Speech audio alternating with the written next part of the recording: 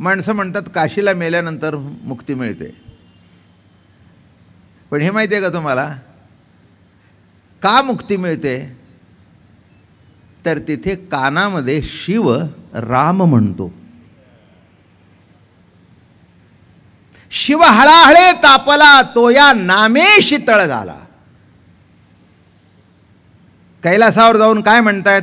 श्रीराम राम राम राम राम राम राम राम, श्रीराम राम राम राम राम राम राम, श्रीराम राम राम राम राम राम राम राम.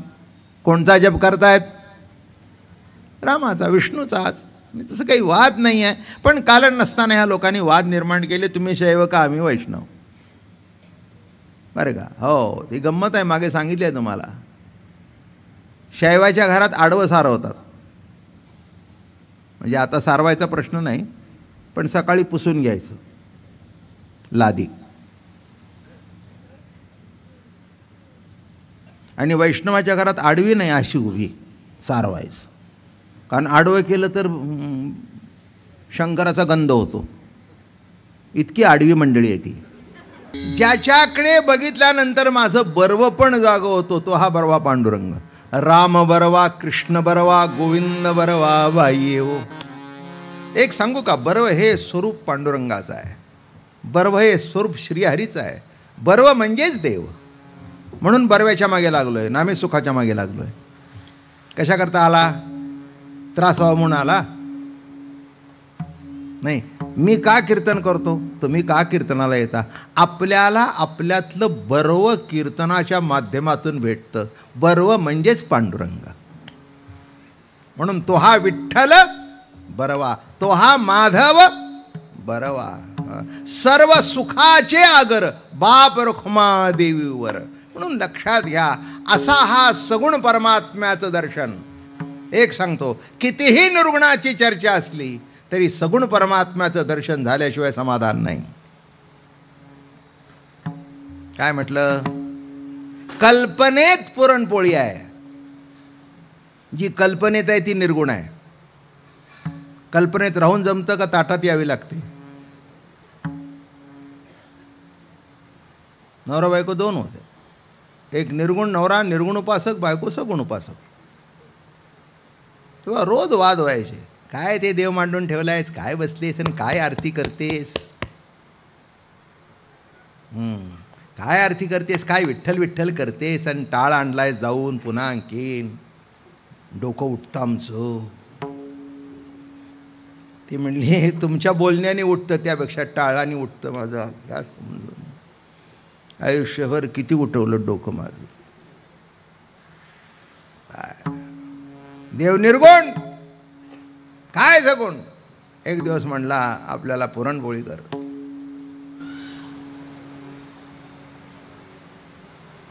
झालं. सध्या काही करायचा प्रश्न नाही, त्याने बारातून आणून ठेवली. माझी सुद्धा मान खाली गेली. अवघड आहे नाही सध्या,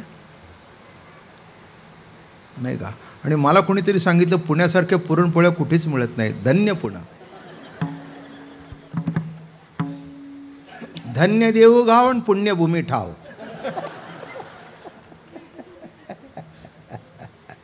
आहे की नाही? म्हणजे असो असो, काय कशा करता सांगितलं. मग तिने सांगितलं, हे बघा कल्पनेत पुरण आणा, कल्पनेत ती लाठी आणा, मग त्याच्यात घाला.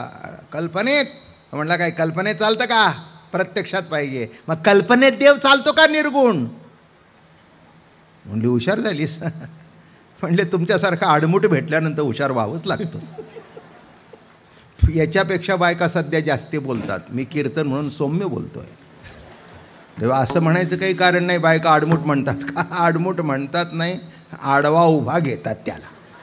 आडमुठ म्हणण्याचा भाग निराळा. काय म्हटलं मी? मोठी गंमत आहे. कशा करता सांगितलं? पुरणपोळी कल्पनेत चालत नाही, लग्न कल्पनेत चालत नाही, मुलं कल्पनेत चालत नाही, झोप कल्पनेत चालत नाही. हे प्रत्यक्ष लागतं. तसं देवसुद्धा कल्पनेत चालत नाही, त्याचंसुद्धा प्रत्यक्ष दर्शन व्हावं लागतं. अवघे ब्रह्मरूप रीता नाही ठावे, सत्य आहे. पण पूजा करण्याकरता प्रतिमा बसवावीच लागते.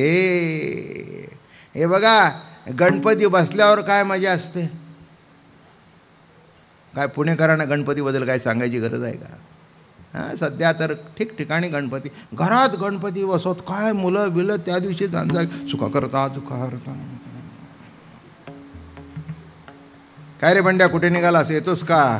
लाज वाटते का म्हटलं, घरात गणपती बसला आहे, निदान 3 दिवस तरी खाऊ नये. भाग्यवान गणपती,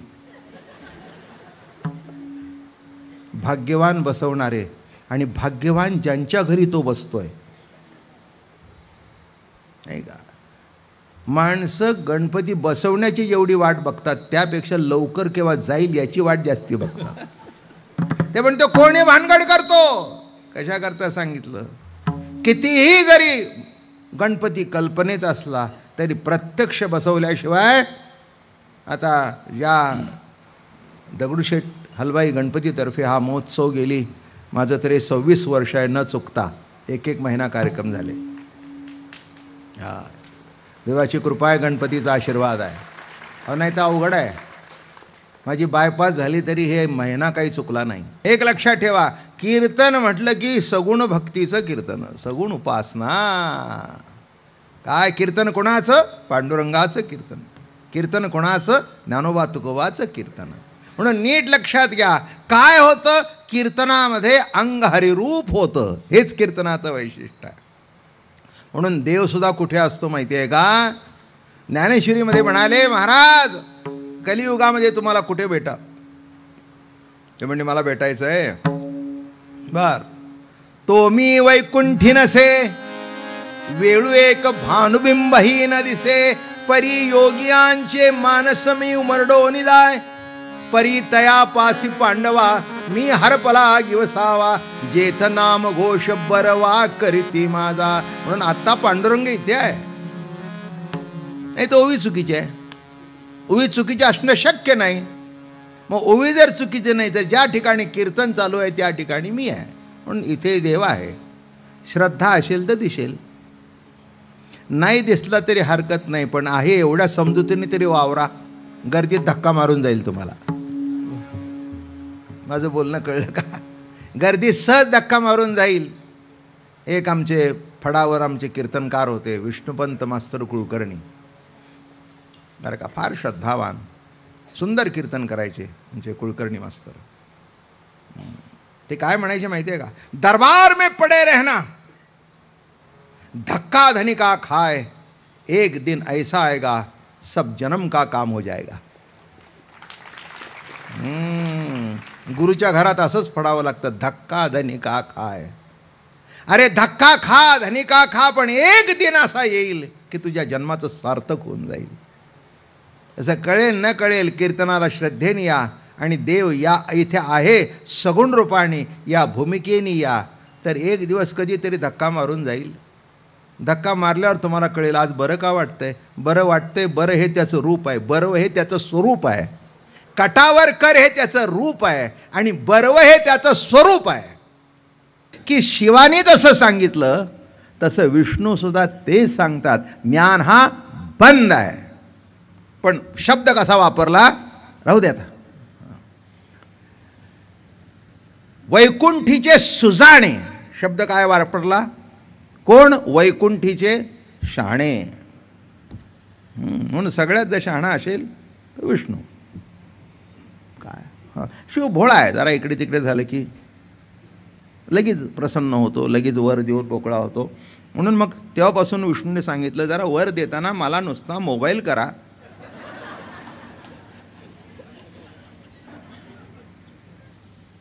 आणि तुम्हाला सांगू का, आडवं झाल्याशिवाय शिवाचं महत्त्वच नाही. हे तरी कळलं की नाही नीट? हे बघा, जन्म देणारा ब्रह्मदेव, उभा आहे तिथपर्यंत उभा गंध म्हणून विष्णू, आडवा झाल्यावर शिव, भस्म, संपलं. भस्म संपलं की संपलं ना. हां, म्हणून वारकऱ्याचा बुक्का आहे. जिवंत आहेत पण बुक्का लावता येतो आणि बुक्का घालता येतो.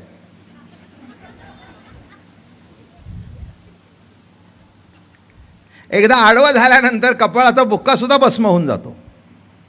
सगळं संपलं. म्हणून हे दोन कौतुक करतायत. आणि वैकुंठीचे नि सुधा आणि ज्ञानपाशी सत्वगुण बांधीजे, हे बोलणे बहु केले. ज्ञानपाशाने बांधतो हे फार सांगितले. तेव्हा त्याला ज्ञानेश्वर महाराज असे उत्तर देतात की वैकुंठीतील सर्वज्ञ कृष्ण हे सर्व शहाणे आहेत. मग ते त्यांनी बरोबर सांगतायत, हा वेदार्थ सा गुरु जा निद्रिताचा गुरु. कोण आहे हा? तो स्वये सर्वेषु प्रत्यक्ष अनुवादला. मन मंदिरा गजर भक्तीचा.